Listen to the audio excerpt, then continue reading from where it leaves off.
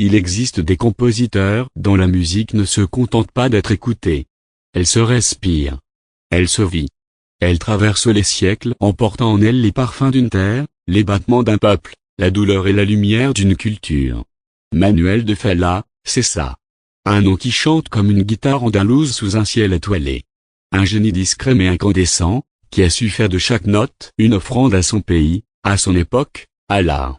Aujourd'hui, embarquons dans l'histoire d'un musicien passionné, habité, dont les œuvres continuent de faire danser les cœurs. Il est première note d'un destin andalou. Manuel de Falla naît à Cadiz, le 23 novembre 1876, dans une Andalousie ensoleillée, où les rues vibrent déjà au son du flamenco et des guitares. Dès son enfance, la musique est partout autour de lui. Il apprend le piano avec sa mère, puis se passionne pour la composition. Mais Falla n'est pas un enfant prodige au sens classique. Il est un chercheur d'âme, un sensible, un amoureux du détail. À Madrid, il se forme au conservatoire, perfectionne sa technique, mais surtout, il façonne sa voix intérieure. Le tournant arrive lorsqu'il rencontre Felipe Pedrell, le grand théoricien de la musique espagnole. Ce dernier lui transmet un message qui changera sa vie: ne cherche pas à copier l'Europe. Cherche en toi l'Espagne.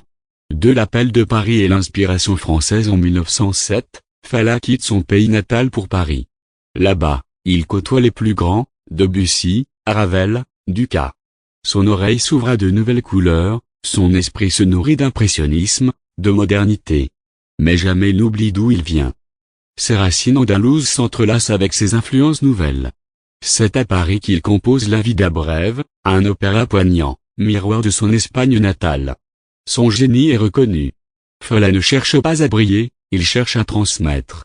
Il ne compose pas pour plaire, il compose pour dire.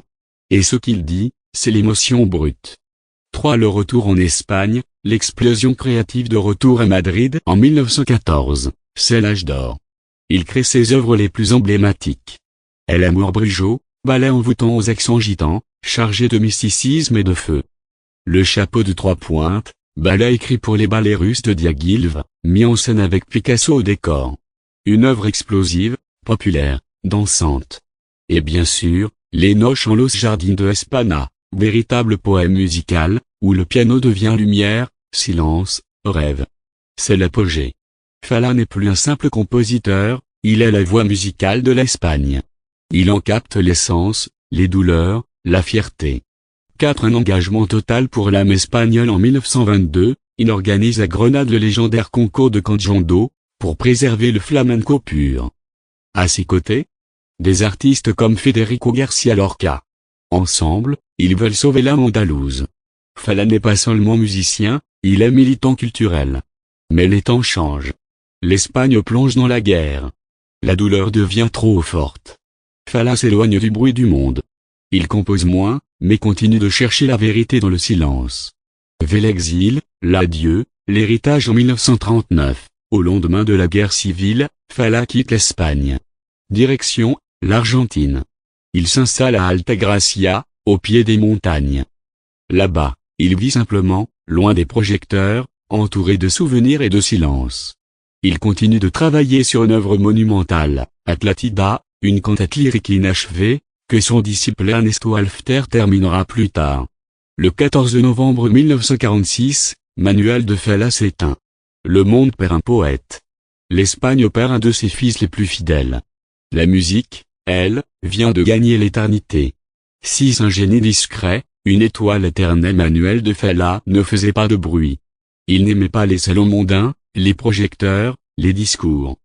Ce qu'il aimait, c'était la justesse, l'émotion, la beauté cachée dans un accord mineur, dans un chant venu des profondeurs. Son style? Un mélange rare de rigueur classique et de flamenco viscéral, d'impressionnisme français et de mysticisme espagnol. Chaque œuvre de Falla est un tableau sonore. Une peinture vivante. Un cri silencieux. Conclusion: Manuel de Falla n'a jamais crié pour être entendu. Il a joué pour être ressenti. Et plus d'un siècle après ses premières notes, sa musique vit encore. Elle nous parle d'une Espagne éternelle, vibrante, fière. Elle nous rappelle que la vraie grandeur naît souvent dans la discrétion, dans la sincérité, dans la passion. Il a donné à la musique espagnole ses lettres de noblesse. Et il a prouvé qu'en écoutant ses racines, On pouvait toucher l'universel. Merci, maestro, pour chaque note. Pour chaque silence. Pour avoir su faire danser les ombres et chanter la lumière. Tu n'étais pas seulement un compositeur. Tu étais une voix. Et cette voix résonne encore.